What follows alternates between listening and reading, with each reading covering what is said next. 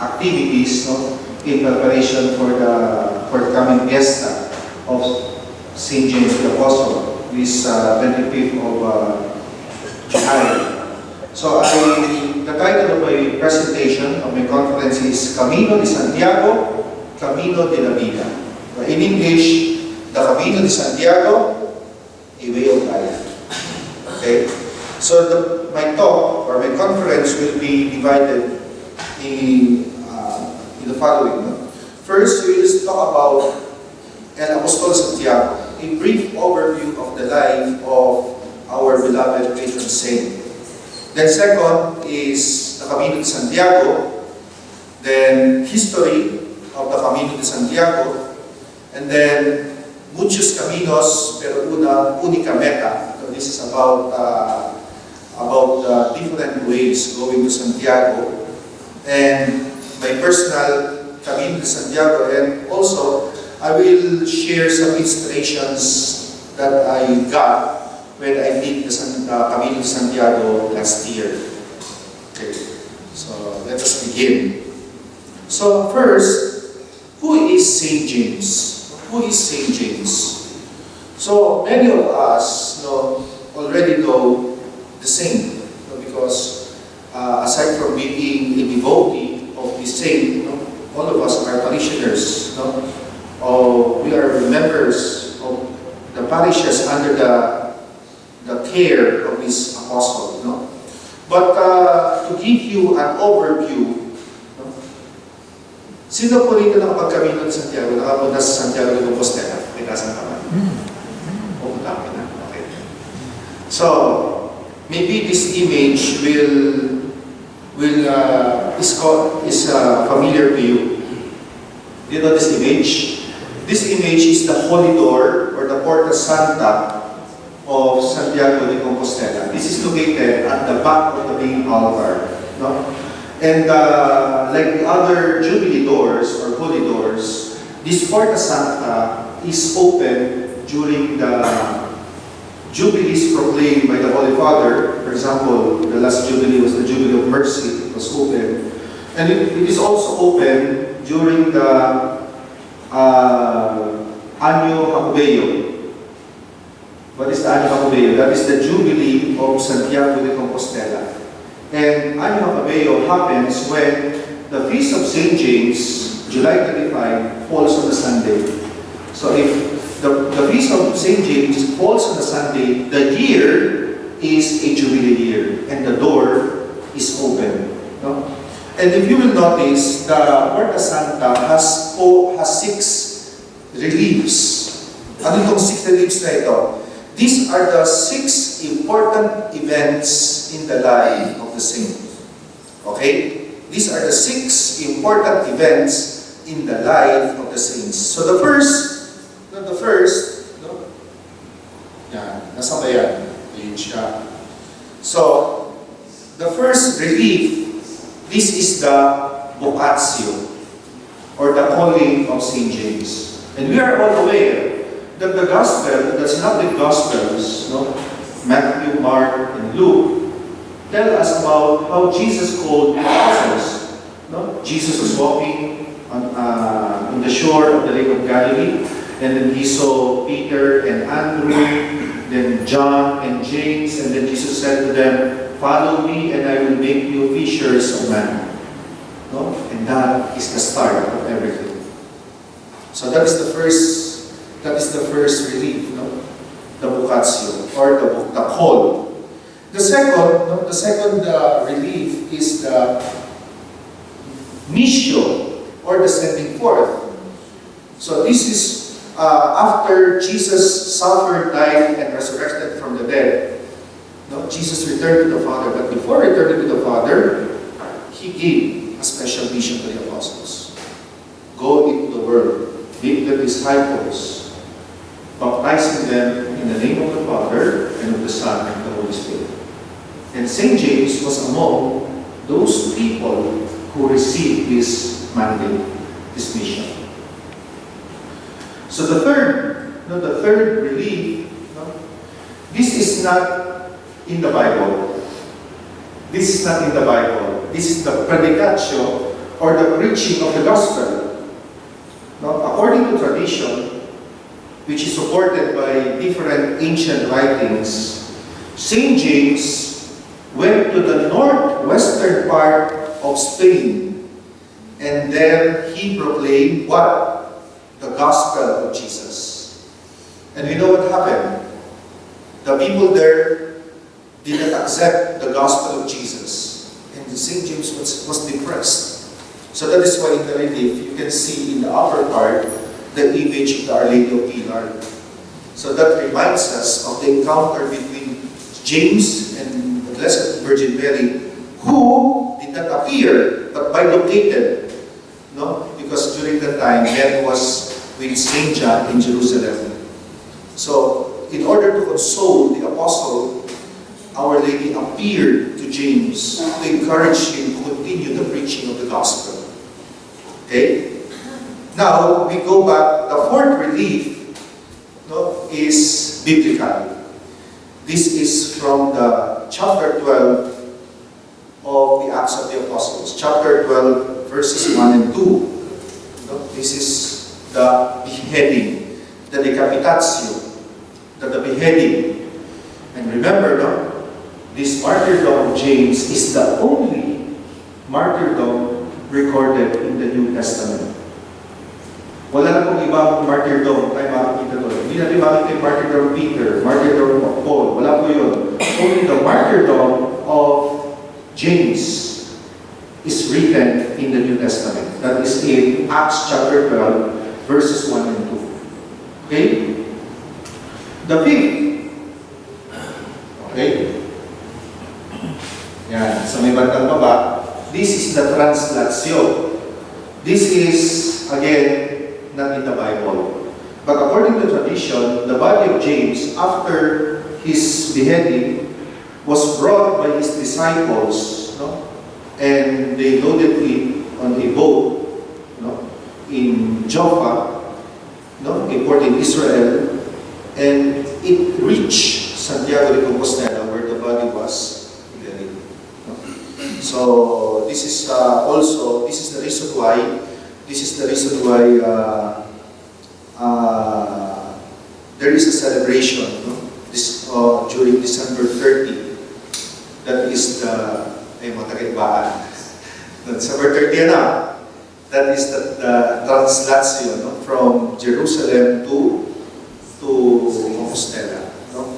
This is actually the December 30 is the oldest feast of St. James. Okay. The calendar of the church was just introduced in the 12th century. So when the calendar was introduced by Rome, no, the feast of St. James was moved to July 25. But before that, the feast of St. James was December 30. Why? Because that is the day closest to the feast of his brother, St. John, December 27. No? So nabago. Kaya ang Fiesta in Santiago sa Compostela, tatlo. May 23, the apparition in Camino, yung Santiago Matamoros. July 25, the martyrdom of St. James. And December 30, the translatio of the body of St. James. And the last, okay, this is the invencio. O Father, invention pala yan. No, but the Latin word invencio means discovery. So the discovery, according to tradition, happened during the 9th century. Okay? During the 9th century. According to tradition, a monk named Pelagius saw mysterious lights coming out from a small, from a place where now a church was built, the church of San Felix Solvio. Then, after seeing this, he informed the Archbishop about the vision, and the Archbishop the Archbishop prayed and fasted for 3 days, and then before going to the place. And there, he found the marble urn, the sarcophagus, containing the relics, the remains of the Apostle James. And the bishop went to the king to King Alfonsus II, who was then in Oviedo, and then the king from Oviedo traveled from Oviedo to Santiago de Compostela. And the route is now called the Camino Primitivo. That's the Camino Primitivo, or the royal route. Why? Because it was the route traversed by King Alfonsus II in order to venerate the remains of St. James. No? So yun. Now, let us go to the Camino de Santiago. What is the Camino de Santiago? During the ancient times, there are only 3 important places where Christians did the pilgrimage. Now, first is Rome, where the tomb of the Prince of the Apostle is located. Then second is Jerusalem, where the tomb of our Lord Jesus Christ is believed to be there. And the third is the tomb of St. James in Compostela. And why do the pilgrims go to these places? First, in order to ask for forgiveness. This is a form of penance. So they believe that when they go to these sacred places, the sins that they committed will be forgiven.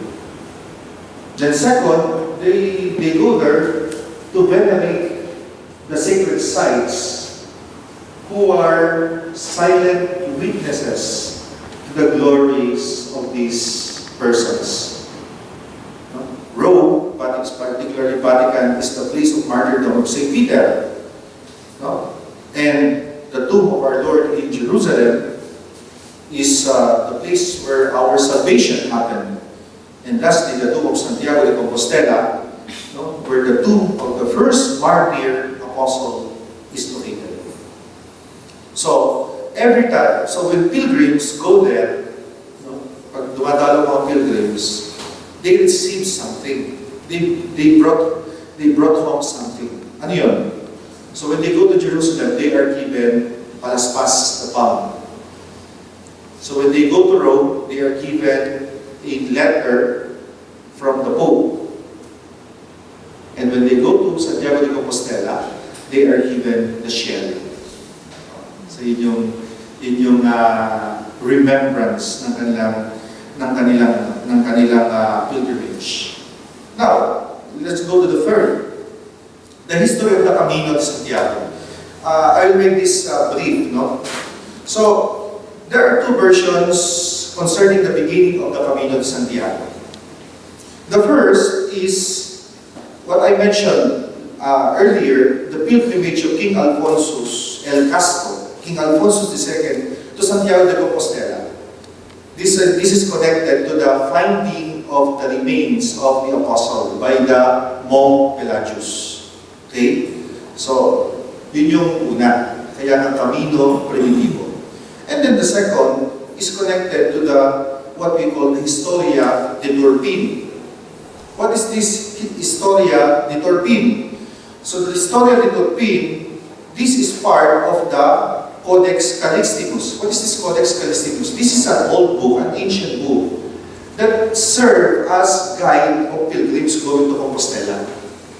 Now, itong book na ito, it contained yung mga routes, tapos yung mga albergue, mga ancient albergues, yung mga madadaanan ng mga regions, and also, it included the history of the Turpin. And the history of the Turpin is the history of Charlemagne and Roland. Maybe you remember your English literature. Si Charlemagne. Anong sabi ng history of Turpin? So according to the history of Turpin, St. James appeared to Charlemagne in a dream asking him to liberate his tomb from the Muslims. Okay? So Charlemagne, during this time, he was in France. He was in France.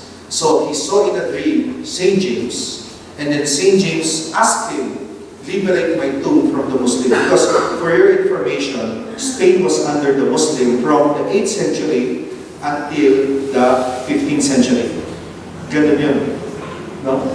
Ganun yun. Ganun. 8th century na under the Muslim. Kaya nga, during that time, makikita nyo yung strong Muslim influence. Especially when you go to the southern part of Spain, then sa Andalusia, makikita nyo yung mga architecture nila, mayroong touch ng Islamic Arab architecture sa Andalusia.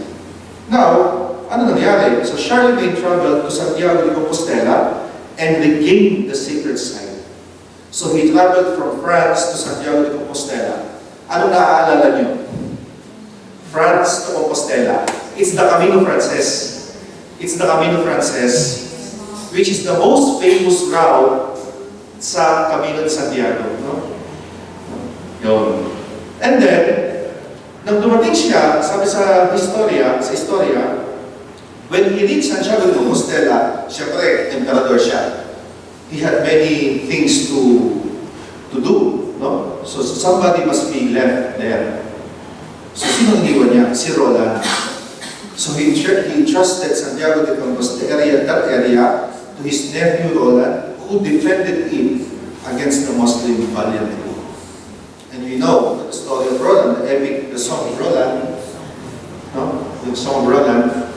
It's an epic poem that honors the death of Roland in the Battle of Roncesvalles in 722 AD. He died a hero in a battle against the Muslim in Spain. Roncesvalles, di ba? When you are from St. John, you cross the Pyrenees, the first albergue is Roncesvalles. Okay? Now, so that is the story. So, makikita natin that the reason of the Camino de Santiago is the tomb of the apostles. Kaya nga, the people in Spain would always say, la meta del camino es la tumba del apostol. The goal of the Camino is the tomb of the apostle. Kaya nga they said, how about Finistra? Sabi, Finistera, now it's Finistra, the Finistere. Then the Spaniards said, that is not the Camino de Santiago. No? Because the Camino de Santiago, the la meta es la tumba. No? If you go to Finistere, that is just extension. But the goal is Santiago de Compostela. Okay? Now, yan. Muchos caminos, pero única meta. Many ways, but one aim, one goal. Sabi ko nga, it's Santiago de Compostela. Wala nang iba. No? If, for example, say, I will walk Santiago de Compostela because I want to go to Fatima. Oh, that's not Camino de Santiago. No? Because all roads go to Santiago. Okay? So, what do I mean? Many ways, but one aim. So, here are the official routes, no, going to Santiago de Compostela. Ilan na ba dyan napuntahan niyo?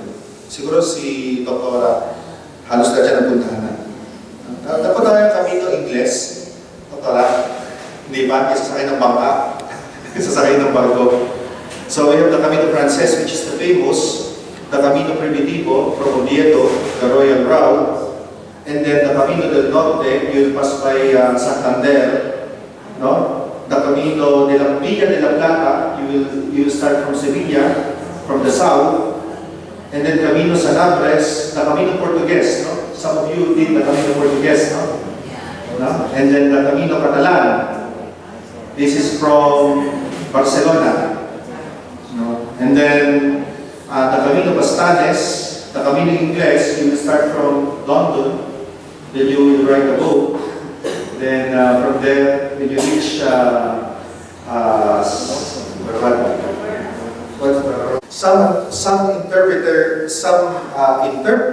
interpret it as Well, it's like the route of the Camino. There are many ways, there are many lines, pero there is a merging point.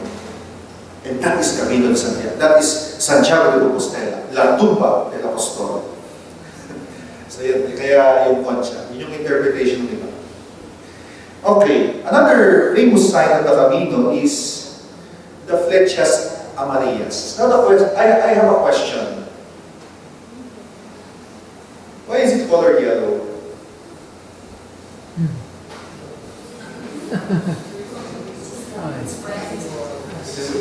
It's bright. Visible. I will tell you a story. about the flechas amarillas. You know, the Camino de Santiago was almost dead. It was almost dead. Why? Because there are many events in the past that prevented the people from doing the Camino. No?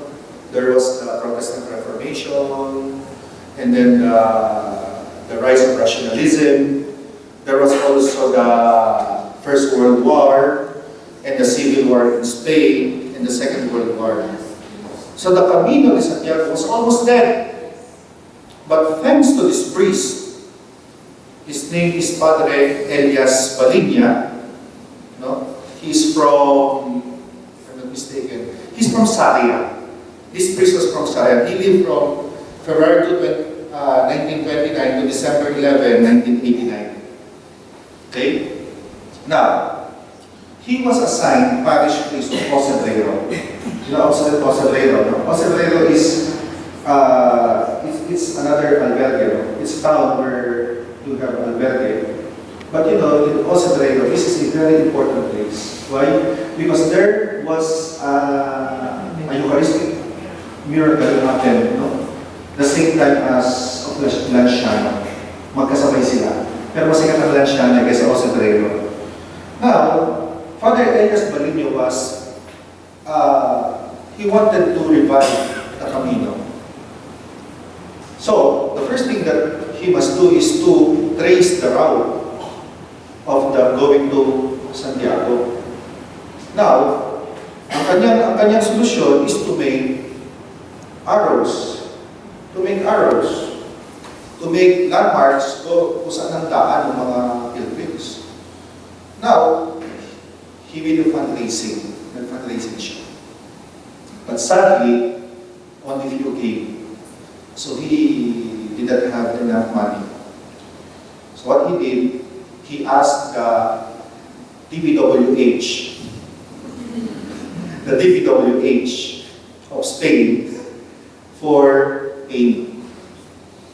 At ano binigay sa kanya? Yung pampinta sa kalsada ng kulay dilaw. And he used that to mark the route going to Santiago. That is why, that is the origin of the flechas amarillas. Yan yung pinta galing sa kalsada, yung dilaw dahil wala. No? Pero if you will go to the region of Navarra, the arrow will be blue, color blue. No? Pero the famous color is yellow. No, bakit? Kasi yung galing sa. And later on, no, nagkaroon siya ng ibang meaning, no? Brightness, no? It symbolizes hope or joy, no? So yan. Yun ang storya ni Father Elias Balinya. Kaya nga, if you will do the Camino later on, so you will see, no, the bus of Elias Balinya in Ocebrero, near beside the church. It's there. Okay? Now, let us go to my Camino de Santiago. So, ano ba, mga kapatid, when I was invited, sabi ko, what will I share to these people? Anong share ko sa inyo? Sabi ko, the most powerful sharing that I can give you is my personal experience of the Camino. That is why may Camino de Santiago. Saan pa nagsimula ang aking Camino? It started here. It started from the fact that I was raised in a town under the care of Apostol Santiago. I am from Vida. Isa pa, I realized this later. Yeah. You know, I was born on May 24, 1977, the day after the feast of the appearance of Santiago de Compostela in Clavijo, which is May 23. Kaya sabi ko, wow, divine providence. At hindi lang yun. Sa pinagmamalaki ko, nag-homily, sabi ko, how many among you know their baptismal date? Ang tinignan, ay, alam niyo ba baptismal date nyo? Hindi, no? Pinagmamalaki ko, sabi ko, do you know that during my baptismal day, I prepare foods and I invite people to go into my house? Wow! Sabi ko na, why? Because my baptismal happened July 25, 1977. Fiesta by 10. And you can see the picture, yung horse, yung white horse ni Santiago. So I was baptized. I was the cute baby there. No? Okay. And then, isa pa, I was sent by my bishop to take up my licentiate studies at the University of Navarra in Pamplona, Spain. The university is located along the Camino Frances. That is why every day I encountered pilgrims walking the Camino. Kaya nasabi ko, I will go to Santiago. After my studies, I will go to Santiago. Kaya nga, during my last year, from January to March, every Saturday, I walk one etapa from Roncesvalles. So I finish from Roncesvalles to Logroño, from January to March. And then, June, I started walking from Ocebrero to Santiago de Compostela. And ano pa? Ito yung aking unang Camino. Here, I was in the boundary. I stood in the boundary of A Coruña. I was there. Then so I was invested. I became a member of the Archicofradía Universal del Apostol Santiago. Before anything else, I brought here a proof that I walked Santiago, the Camino. This is my backpack. This is my backpack. Nakadalawang Camino na siya. So, ano ba yung maganda rito? Nung makarating ako sa Santiago, may nakita akong mga patches. Yung Ocebrero to Santiago, 156.7 kilometers. And then yung St. John Piediport to Santiago, it's 779.5 kilometers. So, ito yung proof. Kaya itong bag na ito, bawal himuin ng mga taga-ak na sa amin. Nakita ko, daladala ng kapatid ko. Sabi sa madadalin niya, gagamitin ko, magkakamping yata yung papa. Hindi pwede akin yan. So this is my bag. Okay, but since we're friends, you can touch this. You can check, no? This is my bag. So tingnan niyo yan, ha? I did my first Camino in 2013. Hanggang hindi pa nalaban yung bag na yan. So, okay. Now,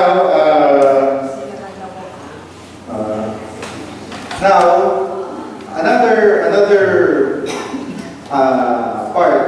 important part of my personal Camino is that I was able to write a book, and I thank St. James Alabang for helping me. I was here last year, and I sold some copies of the book. Pero meron ako isang promise na hindi na-fulfill. Ito yung English translation. But I'm working on it, don't worry. Ihahap ko natin sa Dapitan. Because when I was invited to Dapitan, sabi, wala ko bang English? Kailangan ko sa Tagalog. Okay? So, another part of my Camino is that, thanks to you, again, thanks to St. James Alabang, because you help us meeting Monsignor Rizal. Thank you for inviting him. At pinagbigyan niyo pati ang paite na mabisita niya. Kaya malaki ang utang na loob namin sa inyo. So we also So, this is yung picture dito. This was the picture during the 300th anniversary ng dedication church.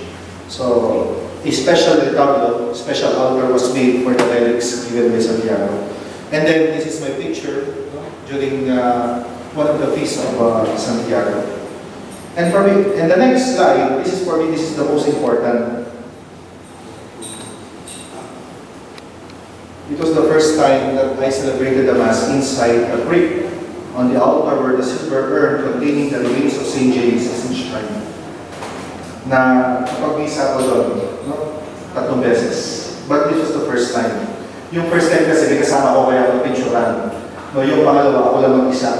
Kaya hindi ko pwede mag-selfie. So, but I was given the chance, no, to celebrate the Mass. Kaya nga, during this Mass, I was crying. I was crying. Kaya, because I feel so blessed, no? I feel so blessed, no? Being there, no? In front of the remains of St. James. At ito pa, mga dapat ipagpasalamat, no? I was invited by Ibaan to give a talk. Thanks to Father Randy for the invitation. Thanks to Loyland. And then they also visited Paite. So yung picture nila, yung picture namin. And then, I was also invited by the Pitan to give a conference. And then, I also helped them to form the Confraternity of St. James in the Pitan. And ito na isa pang highlight, no? I was humbled by this experience, no? Inilinya niyo ako sa mga magagaling na speakers ng Philippine Church, Cardinal Quevedo, Monsignor Jerry Santos. No? Ang tingin ko sa sarili ko, ako isang alikabok. But thank you for the invitation. And then, I also thank the Parish of St. James in Imus, no? In Imus, no? Father Chong, when I was in the confessional, sana wala nag-umpisa kanina, tumawag si Father Chong, Eugene, pwede ka bang mag-misa sa Fiesta? Ikaw min celebrant. Wow. Proud.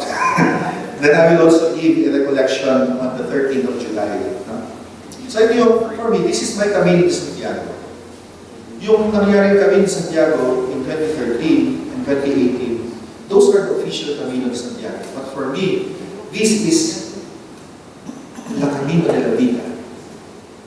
This is my Camino of life. Because I can see how St. James inspired me to become a good Christian and a good priest. Now, the last part of my presentation is about, here are some inspirations that I got during my Camino de Santiago, in my 2 Camino de Santiago. So the first is this. Empiezas el camino solo, pero llegarás a Santiago con muchos amigos. You start the camino alone, but you will arrive at Santiago with many friends. This is a realization of Santiago. Kaya nga minsan may tatanong, Father, ilan ba dapat ang maglalakad sa camino? Sabi ko, the best is you walk alone. Because when you reach Santiago, no, nakapunta tayo sa ibang mga pilgrim sites, di ba? At doon, ibang pagdapdap. But here in Santiago, the feeling is very different. Bakit? Magkakilala kayo eh. Pag nagkasalubong kayo, sasabihin, oh, really? Ibang feeling. Because you have many friends. Why? Because all of you walk the camino. Second inspiration. El valor del camino de Santiago no es la llegada a la meta, sino la caminata a Santiago. The value of the Camino de Santiago is not the arrival, no? It's not the arrival in the goal, but the long walk to Santiago. That you travel, that you experience the long walk going to Santiago. The third inspiration, I can live with only 10 kilos. No, that is my backpack. So, tinuro sa akin, simplicity in life. Kasi minsan ito lang yung nagiging problema ko. Problema tayo, we are not satisfied minsan. But here, the Camino Santiago will teach you that you can live with only few things. Few important things in life. No? Ito pa. Ito, naranasan ko to when I walked the Lamiseta. So if you read some guides, sasabihin sa mga guides, oh, the most beautiful part of the Camino Santiago is the Lamiseta. Huwag kayo maniniwala. Huwag kayo maniniwala. Bakit? Sa Lamiseta, doon kami nag-away-away. Doon kami nag-away-away. Kasi, itong Lamiseta ito, ito parang very plain. Wala kang makikita. Plain. Parang desert. Ang lakas ng hangin. Kaya nga, during that walk, I stopped and I said, yun ang realization ko. Susuko na ko eh. The mountains are high, the valley is deep, the wind blows against you, kaya ang hirap maglakad, talaga kasi you're against the wind. The sun scorching. Don't stop walking. You will reach your destination. Hindi ba ganyan mga kapatid sa buhay natin? There are many mountains, there are many valleys. The wind is against us. The sun is scorching. Irritated tayo. But don't stop walking. You will reach your goal. Don't stop. Okay. Another inspiration. Which is the longest etapa? The longest etapa is when the pilgrim stops walking. Ang layo naman, upo ka ng ganyan. Kahit yung 3 kilometro, mahaba pa rin yun kasi nakatigil ka eh. So, ang sabi dito, the longest etapa is when the pilgrim stops walking. So continue walking. And every etapa will be short and easy. The shortest etapa is when you walk the Camino with your friends. Ito naranasan ko to. Kasi kami gano'n. Pag naglalakad at may kakwentuhan ka, hindi mo mapapansin yung matamahaba na pala yung lakad. And this is also, ito rin yung tinuturo sa atin ng buhay.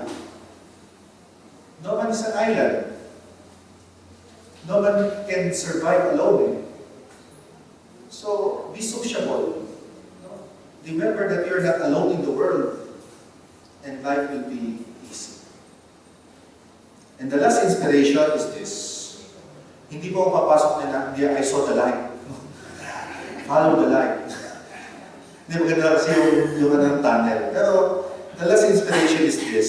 Ultreya, Susea, Santiago. This is not new, no? Because this is the motto of the pilgrims. Ultreya, beyond. Susea, upward. Santiago. So ang sinasabi dito, you are inspired, no, to walk. We are inspired to go beyond our abilities. We are inspired to move upward. Hindi tayo dapat. Why? Because Santiago de Compostela is only there. You can reach it. No? To conclude my sharing tonight, I would like to take a quotation from St. Thomas Aquinas. This is Latin. From the Summa Theologica, prima secunde question prima articulus 1. Omnes actiones humanae propter finem sum. All human acts must be for an end. Lahat ng ginagawa natin mga kapatid, may patutunguhan yan. Pagising natin sa umaga, may patutunguhan yan. Yung ating pagtatrabaho, may patutunguhan yan. Yung paglakad natin ng Camino, may patutunguhan yan. Our life here on earth, may patutunguhan yan. Walang ibang kundi ang Diyos. That is why, my dear brothers and sisters, ito, ang Camino de Santiago. Camino de Santiago is not the route going to Santiago. Camino de Santiago is how we live our life here on earth. Our journey to towards the Lord through the help and intercession of St. James. Maraming salamat.